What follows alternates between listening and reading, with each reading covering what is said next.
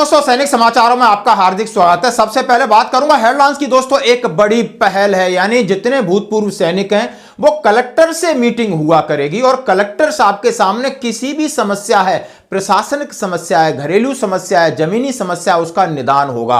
और इसके बीच की कड़ी होंगे जिला सैनिक कल्याण अधिकारी, और ऐसा नियम है बिल्कुल DSW का। हाँ जी दोस्तों, और मैं बात करूंगा जवानों को 10 लाख रुपए का और इंश्योरेंस, इसलिए जरूरी है DSP अकाउंट और DPA अकाउंट कराना। हाँ जी दोस्तों, और एक सेना का जवान फ्लाइट से मिस हो गया। आखिर लगभग 72 घंटे होने जा रहे हैं, वो सेना का जवान कहां है पता नहीं, सामान उसका पहुंच गया। और बात करूंगा शहीद जवान की 1 साल की बेटी, पापा पापा उठ जाओ, आपका कलेजा बाहर आ जाएगा। और दोस्तों, सैनिकों के लिए रेलवे की नई सौगात, यानी अब आपकी समस्या का समाधान। तो दोस्तों, खबरें करते विस्तार से। सबसे पहले एक आप देख सकते हो जिला सैनिक कल्याण अधिकारी की तरफ से एक मैसेज है जिसमें लिखा है जिला सैनिक कल्याण पुनर्वास वाराणसी, दिसंबर माह जिला सैनिक बंधु की बैठक जिला अधिकारी महोदय वाराणसी की अध्यक्षता में 20 दिसंबर 2025 को समय 12 बजे शनिवार जिला कलेक्ट्रेट सभागार वाराणसी में आयोजित की जाएगी। अतः जनपद के समस्त भूतपूर्व सैनिकों, वीर नारियों, दिवंगत सैनिकों की पत्नियों को सूचित किया जाता है कि अपनी समस्याओं के साथ जैसे भूमि विवाद, पुलिस सुरक्षा, बैंक से ऋण, पेंशन, शिक्षा, चिकित्सा, आर्थिक अनुदान या अन्य कोई समस्या, यानी 20 तारीख से पहले 19 दिसंबर को जिला कार्यालय सैनिक कल्याण पुनर्वास वाराणसी में आकर आवेदन दें।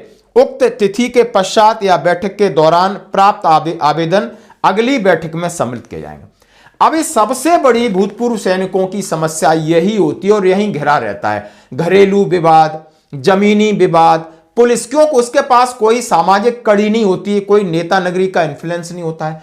और दोस्तों, जो कलेक्टर महोदय होते हैं, हमारे चेयरपर्सन होते हैं जिला सैनिक कल्याण अधिकारी। तो आप समझिए, जिस तरह यदि मैं यूनिट स्ट्रक्चर को बोलूं तो कमांडिंग अफसर हमारा जिला सैनिक कल्याण कलेक्टर है जिला का, और ये बीच की कड़ी है क्योंकि ये राज्य सैनिक बोर्ड का स्ट्रक्चर है। जैसे कि हमने बताया कि DSW से KSB, KSB से राज्य सैनिक बोर्ड, राज्य सैनिक बोर्ड से जिला सैनिक बोर्ड, और जिला सैनिक बोर्ड की जितनी जिम्मेदारी है वो हमारे जिला कलेक्टर की है।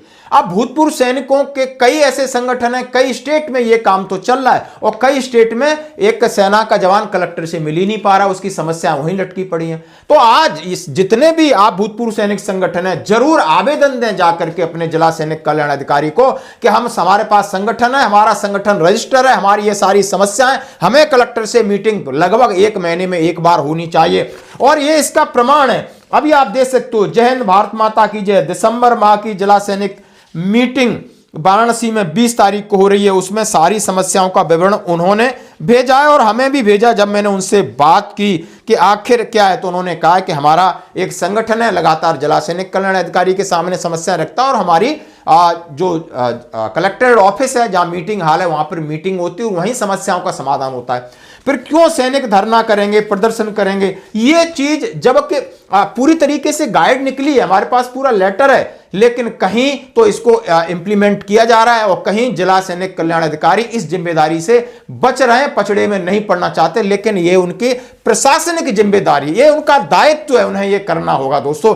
तो जरूर आप दबाव बना सकते हैं और ये काम भविष्य के लिए, हमारे सब के लिए बहुत अच्छी बात है। और दोस्तों, जैसा हम चाहते हैं कि हम प्रशासन के साथ मिलकर काम करें, जितनी आपने तिरंगा यात्रा, झंडा यात्रा, सामाजिक काम, तो हमें भी अच्छा लगेगा कि जिला का एक कलेक्टर है वो हमारे साथ डायरेक्ट है, और हमारे सैनिक संगठनों के जो अध्यक्ष हम बनाते हैं वो सीधे बात कर सकते हैं किसी समस्या को लेकर के। दोस्तों, कितनी अच्छी पहल है, मैं इस पहल को सैल्यूट करता हूं और उम्मीद करता हूं कि हर स्टेट में, हर जिला में ये पहल होनी चाहिए। धन्यवाद दोस्तों। अब बढ़ते हैं 10 लाख का एक और इंश्योरेंस। हाँ जी दोस्तों, मैं टर्म्स इंश्योरेंस की बात कर रहा हूं, DSP की बात करूंगा और DPA की बात करूंगा, क्योंकि ये आज जरूरी है और लाजमी है।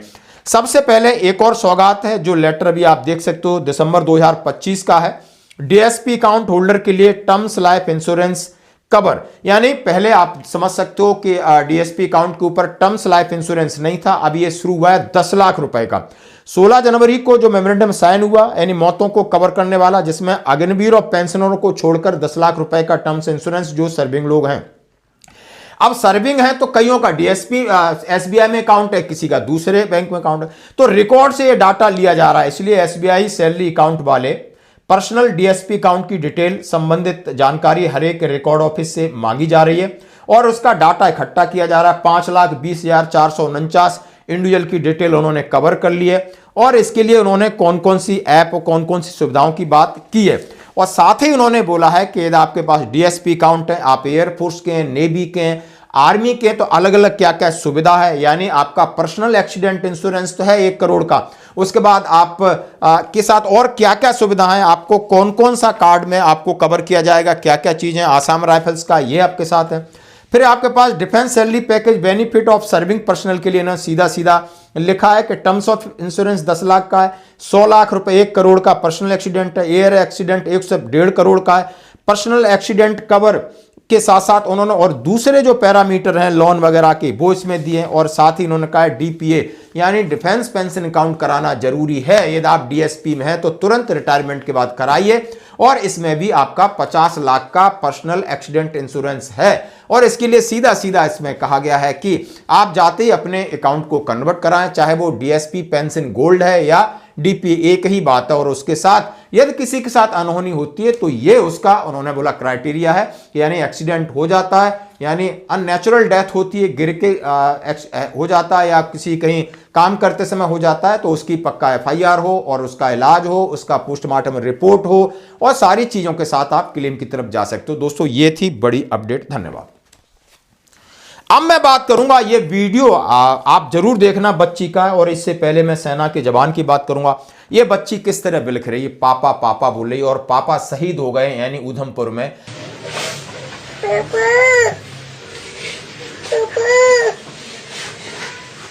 पापा।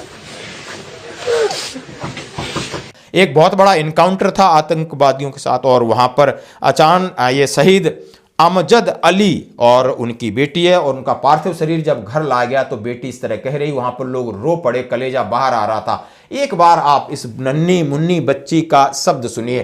कहते ना कि उन्होंने तो अपना शरीर त्याग दिया, अब ये पूरी जिंदगी भर उस दर्द को झेलेगी। 1 साल की बच्ची को ये नहीं पता कि उसका पिता का ये पार्थिव शरीर है, लेकिन वो पापा को उठाने की कोशिश कर रही है। वहां पर जो लोग थे वो बिल्कुल रोने लगे। क्यों न दृश्य दोस्तों ऐसा है। तो ये है एक कहते ना कि सेना का जीवन हो या पुलिस का जीवन हो, पैरामिलिट्री फोर्स का जीवन हो, जहां पर आए दिन आतंकी वारदातें होती रहती हैं, आए दिन शहादत होती रहती है, ये दर्द है जो समझना होगा। अब मैं बात करूंगा आखिर ये जवान कहां गया, आखिर ये सेना का जवान गया तो गया कहां। इतना समय हो गया, लगभग 72 घंटे से, यानी ड्यूटी पर जाते हुए आधे रास्ते से गायब हुआ जवान। सिंगरौली जिले के पचोर क्षेत्र के भारतीय सेना के जवान शैलेश कुमार दुबे लगभग 72 घंटे से लापता हैं। वह छुट्टी पूरी कर मणिपुर में अपनी ड्यूटी पर लौट रहे थे। वाराणसी एयरपोर्ट से बाहर निकलने के बाद उनका परिजन से संपर्क टूट गया। शैलेश कुमार दुबे भारतीय सेना की 4th महार रेजिमेंट में पिछले 3 सालों से तैनात हैं। उन्हें वाराणसी से फ्लाइट के जरिए दिल्ली होते हुए मणिपुर जाना था। 15 दिसंबर की सुबह करीब 9 बजे तक शैलेश से परिजन की बात हुई। इस दौरान शैलेश ने फोन कर बताया कि दिल्ली जाने वाली उनकी फ्लाइट रद्द हो गई है और दूसरी फ्लाइट शाम को 6 बजे। सुबह 9 बजे के बाद शैलेश कुमार दुबे का मोबाइल स्विच ऑफ हो गया। परिजनों ने सोचा कि फ्लाइट में बैठे होंगे, कम्युनिकेशन नेटवर्क की प्रॉब्लम होगी, और अभी तक उसके बाद उनका संपर्क नहीं हुआ। घर वालों ने मजबूर होकर लगभग 16 दिसंबर को रात 2 बजे बनारस पहुंचे। 17 को उन्होंने पुलिस थाने में गुमशुदगी शिकायत दर्ज कराई, लेकिन अभी तक उनका कोई अता पता नहीं है। परिवार वाले परेशान है दोस्तों। तो ये घटना अब बेहद शर्मनाक है, आखिर सेना का जवान कहां गया। अब मैं बात करूंगा ट्रेन। अभी आप देख सकते हो, हाँ जी दोस्तों, यदि आपको टैंक ऊपर ले जाने हो, गन्स ऊपर ले जाने हो, किस तरह आप गाड़ियों में डालते थे, किस तरह जाके आके डिप्लॉयमेंट करते थे बॉर्डर पर, लेकिन अब ट्रेन नेटवर्क इसकी मदद कर रहा है। और बड़ी शुरुआत और सौगात मिली है भारतीय सेना को कि आपकी तोपें हैं, आपके ट्रेन हैं, आपके बख्तर बंद और हैवी जितने आपके इक्विपमेंट हैं उनको डिप्लॉयमेंट करने के लिए, यानी ट्रेन रेलवे ट्रैक बच गया और ट्रेनें उसके लिए स्पेशल कर दी गई। तो दोस्तों आज की खबरों में इतना ही, बने रही हमारे साथ, धन्यवाद।